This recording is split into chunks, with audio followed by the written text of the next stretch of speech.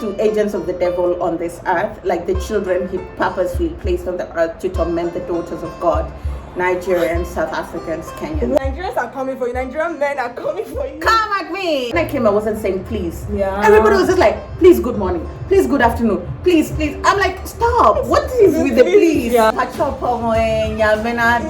Oh my God, you're doing well. Oh, because I hear like he's always talking on phone, Okay. and it's always like Pacho to say, eh, Pacho Nyamena, Pacho Pomoe. Then they say Nyamena to. Yes. Well, it's yet another day. It's yet another day to be alive in Accra, Ghana. And today I have with me an amazing Kenyan who have moved to Ghana to live here permanently, right? No, you're pushing it. Okay, You're okay, pushing it. okay. You're pushing I'm coming. Okay. Okay. Hey guys, before then, let me introduce myself. I know you guys know me already, but then I have to still reintroduce myself. Hey guys, welcome to the channel. It's your baby girl, Blue Beatrice. I know you guys be like, oh, she's red Beatrice. No, I'm not red.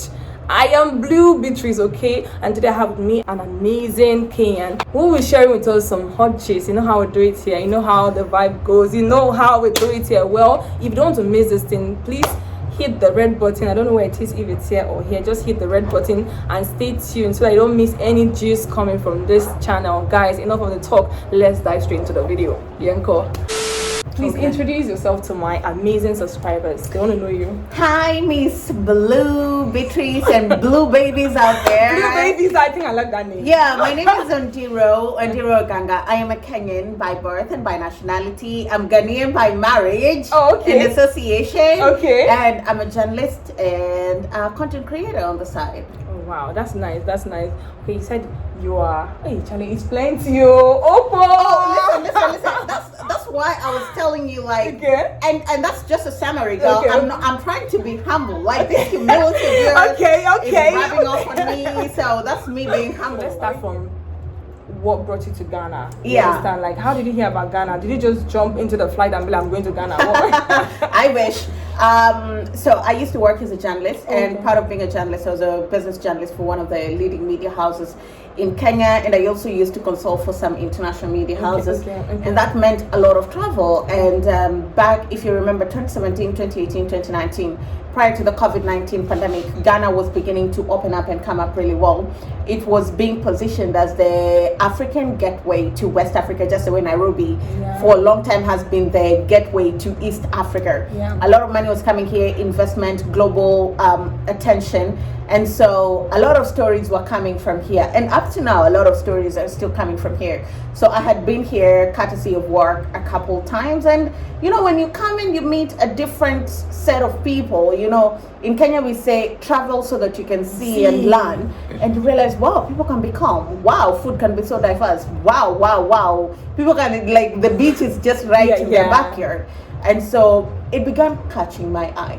So what was your first impression when you got to Ghana? Okay, so it depends on, because my first impression as a visitor and my impression as a resident, they're two very different impressions. Because when you're visiting Ghana versus when you're living here, they're two different things. Yeah. So as a visitor, you're shielded from a lot of things. You come with a tourist budget. You're treated like a tourist, and a lot of things that would bug you do not necessarily bug you because you're a tourist. And so when I would come just in and out for work, living in hotels, or just coming to visit my friends on holiday, it was so fun. It was so enjoyable. Don't take my words out of context. I loved it. It was so peaceful. It was so chilled. It was so zen. The diversity, the vibrancy of the culture, you just immerse yourself in it and you fall in love with the place. Wow. The way you're giving your experience is more like you're doing journalism here. I can see it in here. Like, well. So how long have you been here? When did you first come to Ghana? So as Ondiro and not as somebody who was coming to work, I came in my own personal trip that I planned with my own money to just visit was 2019 towards the end. I wanted to come back again in 2020, but as human beings we plan, but Corona had a different plan. And so the next time that I was free to travel was July of 2021, and I just packed everything and moved. Wow. Well, not technically everything. I left some of my clothes and I already back. Yeah, you get it. Okay, so how did your parents receive that? Did they really like the idea of you? yo. You see the way you said you were raised by strict parents? Mine was stricter. Hey, Charlie. The funny thing is, even now, like, I always have trouble asking for permission. You know, like, I grew up in that home where you have to ask for permission. We're going to such and such a place. You have to ask for permission. And the more I grew up, the more I realized it's not in a bad way. It's just they're trying to protect you. Exactly. But it instills such crazy fear in you. Exactly. So it was easier to tell my mom, because my mom had known that I wasn't okay for a long time. I was struggling, and I needed to get away from everything that was hurting me. I needed to slow my life down. Hey, to tell my dad, I would say I will tell him today passes. I will tell him tomorrow passes. 3 months I was planning the trip. I'm unable to tell him. Now the next day, I'm supposed to travel the next day. I'm like, yo, bro, you have to say something. Charlie. So at 6 in the evening, I leave at 2 a.m. that same day. I stand outside my room. My room was like the living room, and then my room, my first room. And I'm like, Daddy, tomorrow I'm leaving. He's like, unaenda wapi? Like, where are you going? I'm like, I'm going to Ghana. He's like, what? It was so shocking. Wow. It was so shocking. And he's like, since when? And all this stuff. And so we just had like a conversation, and he was like, why didn't you tell me? You know? And I was like, I just didn't know how you'd take it, you know? And I was so scared, to be honest with you, because this is me quitting my job, taking out my savings, and saying bye.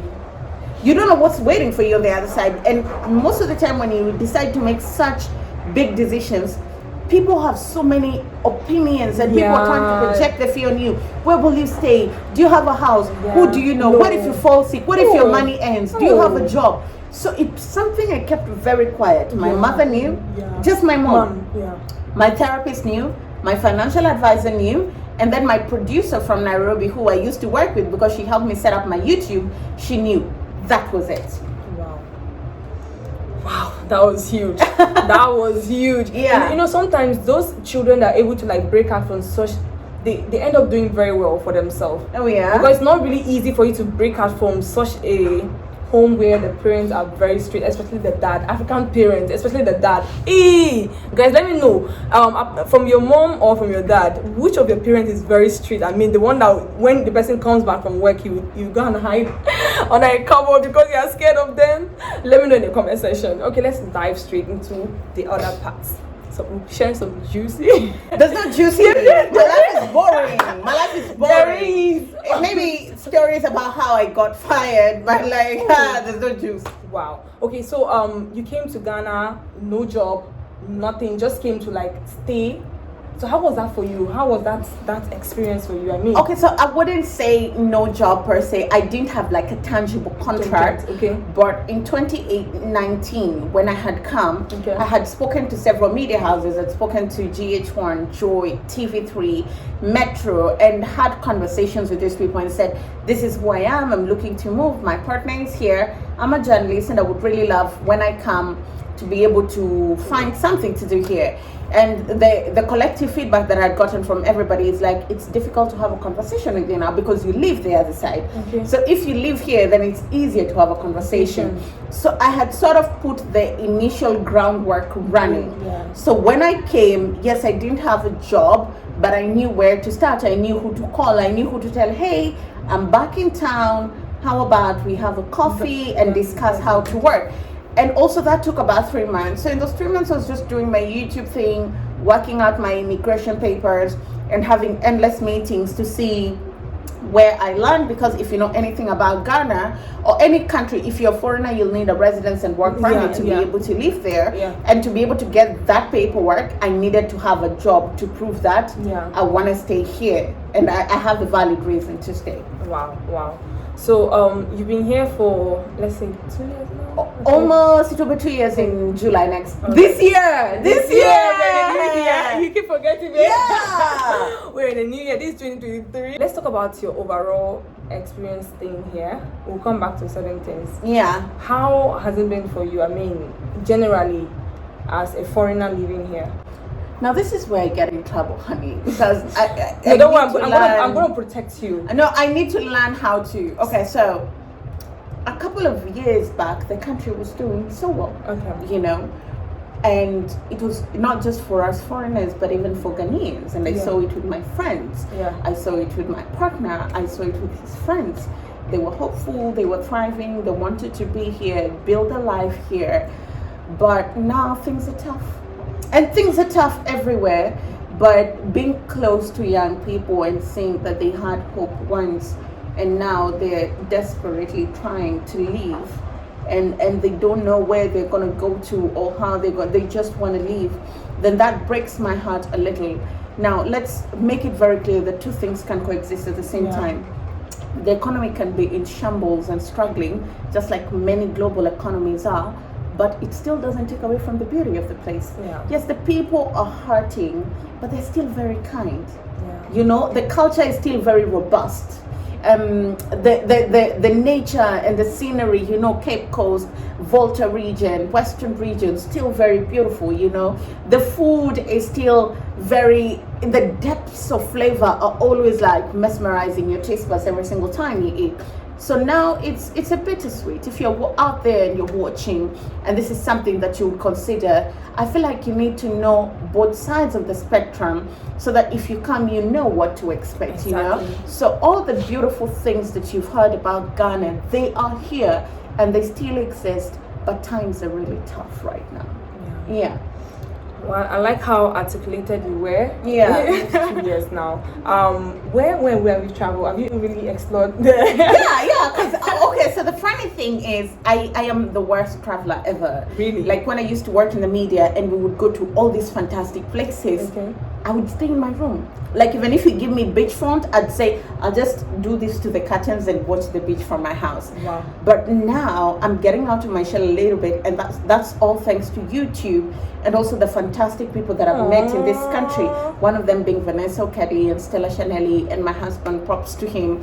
We're just from Takoradi, Western region, a place called Ngalechi on Zema, that side. So I've traveled a little bit. We've been to Accra. Okay. We've been to Accra is out because once you enter into the country. Okay, so I've been to Pram Pram. Okay. I've been to Ankobra. Okay. I've been to Volta region. Okay. And now Takoradi. Oh, okay. Oh wait, there's another place I went to. Have you been to? It's I don't know what area it is. Mekandi. Oh, I haven't heard of that place. Yeah. Wow, that's really nice. So how did you find the place? Did you enjoy it? Oh yeah. Here's the thing. If you're coming to Accra also, enjoy the vibe, but get out of Accra. Like Ghana is so much bigger than Accra. You're just from Takoradi, the parades. Charlie. How did you find it? Charlie, see, she's right. When you come to Ghana, when you just settle in Accra for like 1 or 2 days, make sure you go to other regions. Like, you love it. Like, you love it. But I think that does not have anything to do with the value of things, like the price of things. It's still the same everywhere. Just no, I found it a little bit cheaper there. So kind of. I think Accra people do it too much. Yes, oh my God. Particularly when they hear your foreigner, like a foreign accent, forget it. They do it too much. But like, now I think what helps is when I'm traveling with Benjamin, because he's Ghanaian. Then almost all the time he says, let me handle this. Then he will go and talk with them, so he gets like local prices. Yeah. But I'm sure if like I go alone or I go with Okedi and you, we're gonna get foreigner prices. Charlie. So just make sure. And one thing I keep telling people is that when you're coming to Ghana, try as much as possible to learn their language a little, like just Etisen, those small ones. Yeah, those small ones. When you speak that small thing. Oh my God, you're doing well. Oh, because I hear like he's always talking on phone, and it's always like Pacho Etise, Pacho Nyamena, Pacho Pomoe. Then they say Nyamena Do. Yeah, so you pick them. You pick them. Yeah. Oh, that's really nice. I was coming to that part. If you understand Tree, or you can speak some 1 or 2 Tree. Oh, small, but also like music. I'm beginning to pick it up through music. Okay. So before I came to Ghana, I used to listen to Sarkodie a lot. Okay. Because he's big, like he's an international star. Yeah. Shatta is just Shattawale, you know, he's the king of the streets. Okay. You know, but like Sak the authenticity. I could feel the authenticity. Yeah. And then when I came here, then you realize there are far many dope artists. I love Episode. I love Samini, and I'm so obsessed with Kofi Kinata. Okay. Oh. And because he sings in the local language, yeah. So I'm beginning to pick it up. And what I don't know, I tell people, can you tell me what he's saying here? Can you tell me this lyric? So maybe, who knows, I might not be able to speak the language in the long run, but a time will come where I can sing the songs. Okay. And also I realized, like, there's a Kenyan lady who's been married to a Ghanaian for 30 years. Wow. She speaks fluent Twi. She cooks. So I'm not worried. Wow. For as long as I stay married to the man, okay, it will come. It will come. It will come. No, it will come. That's what love can do. Love can make you like you want to learn. Masa.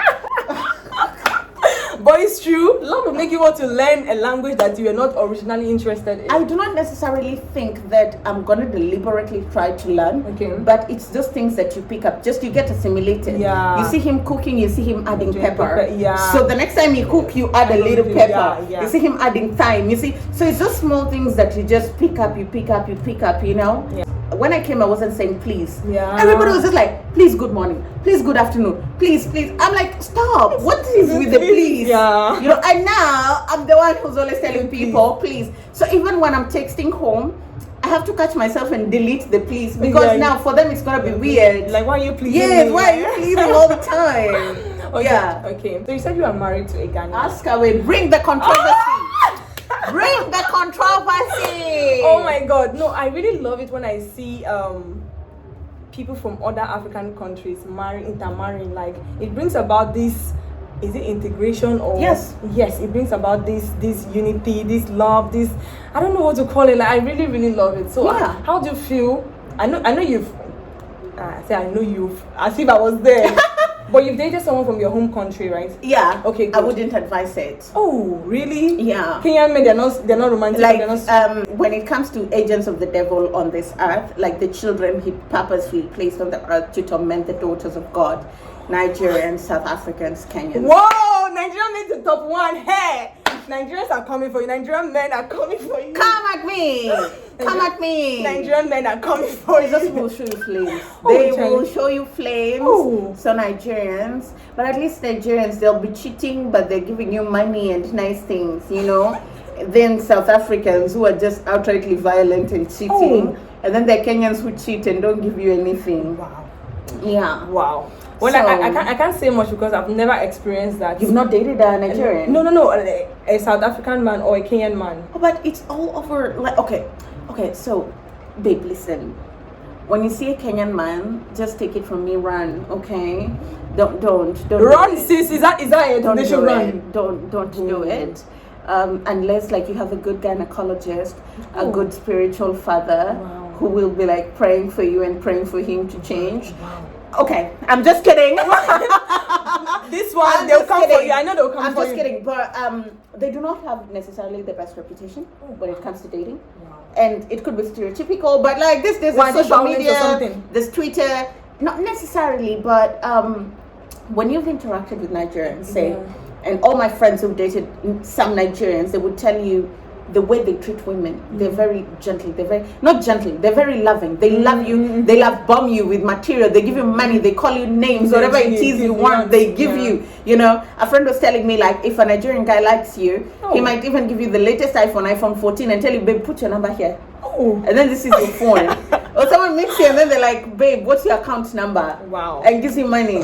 You, which Nigerian men have you been meeting? Charlie, I think I've not met the right. Go to Lagos.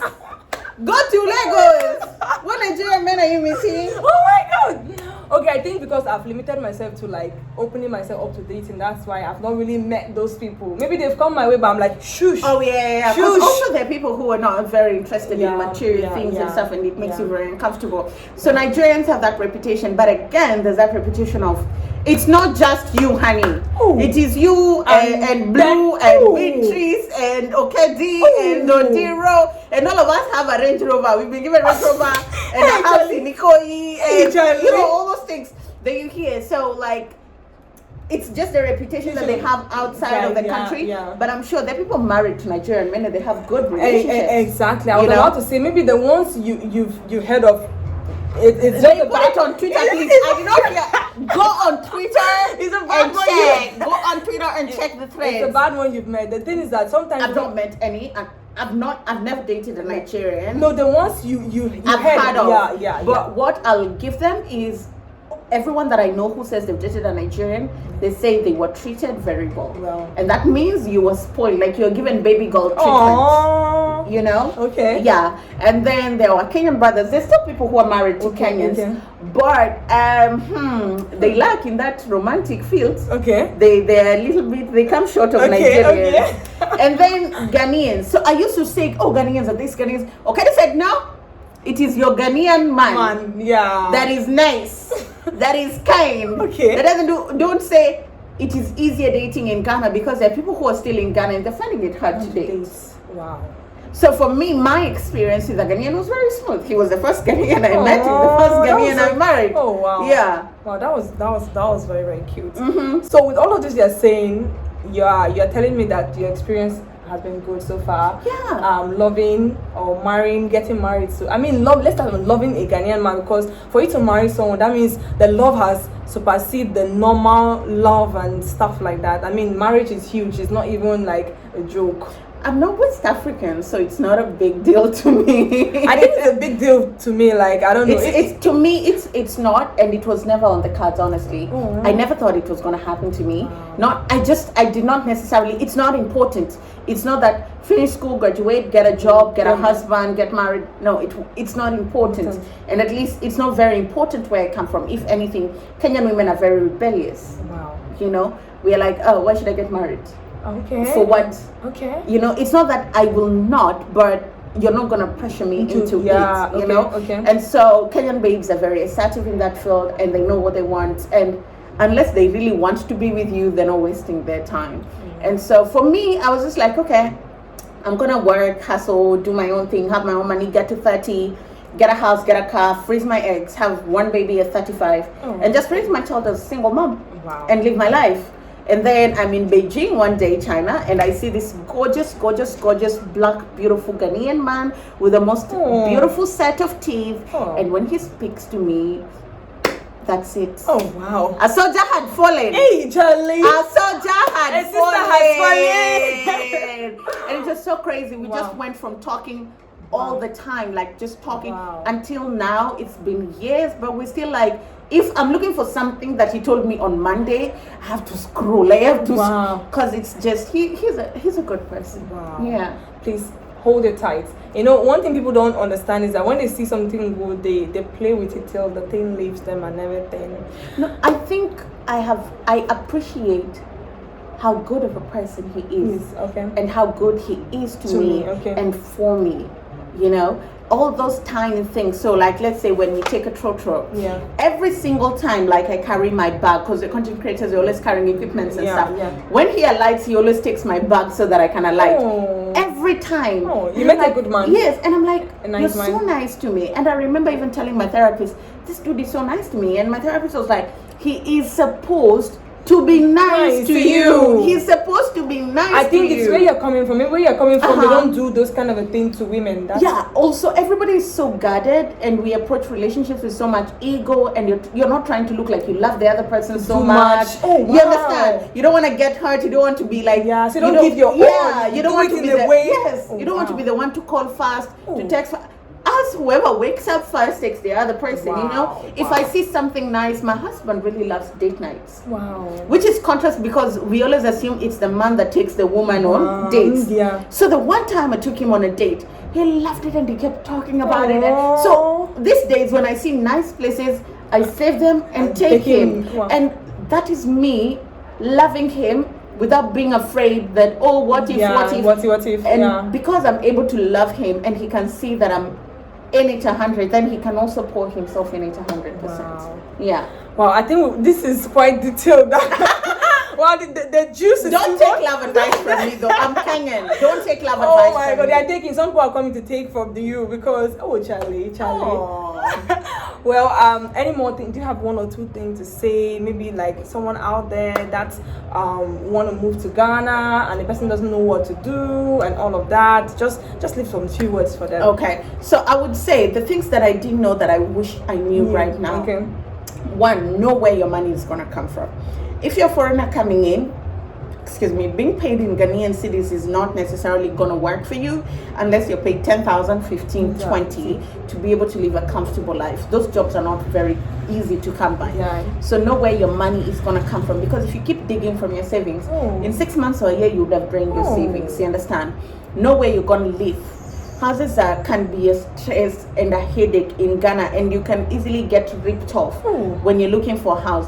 Also know that you pay a year or two in advance. People will tell you, oh, the law says 6 months. Please, the law does not have houses. It's landlords that have houses. So come having planned appropriately for how you're going to pay for your rent, and also avoid Osu, avoid Laboni, avoid cantonment, avoid East Legon, Trasako. You can live in Jolu, you can live in Chado, you can live in Tema, you can live in Oyarifa. Decent houses at half the price you pay the other side. So know also where to live. Avoid farmers markets and stuff. Go to Abobloshi, go to Tema, go to immerse yourself in the experience. Ditch Ubers as early as possible. If you don't have a car, learn how to use Trotros. It's gonna save you a lot of money. And last but not least, your immigration papers, particularly if you'll need papers. Look for an honest and trustworthy person if you choose to go that route to help you, or else you might end up losing your money. And if not, just go through directly the immigration process. It saves you a lot of pressure, because you don't want to be in a country and you're an illegal immigrant. You're fearing getting arrested every time. But all in all countries are going through this. I don't think that Ghana is going to sink. The people here are far too resilient. They're going to come out of this strong. I always say, either Akufo-Addo will turn around the country, or his tenure will end and Ghanaians will send him home and bring on board somebody who will take them to the direction where they want to go. Well, guys, this was quite detailed. It was detailed. We have to stop the video because Charlie, it's almost reading to 30 minutes, and like I said, I do not want the 30. It's almost reading to 30. Hi. I didn't know you could talk like this. Oh my goodness! Hey, you guys can do the presentation thing very well. Well, guys, if you made it to this part of the video, I must say you are my real VVIP, and I love you so much. If at this point you've not already subscribed, please hit the red button to subscribe, and also turn on notification so whenever I upload videos like this, you'll be the first to get notified. Guys, please, Ondiro has a channel here. I'll leave the channel link in the description box and also on the screen. Please go show her love. Tell her you're coming from my channel so she can feel the love. She can feel everything that comes from this channel. You know how we do it here. Guys, stay safe. Remember, Jesus loves you. See you on my next video.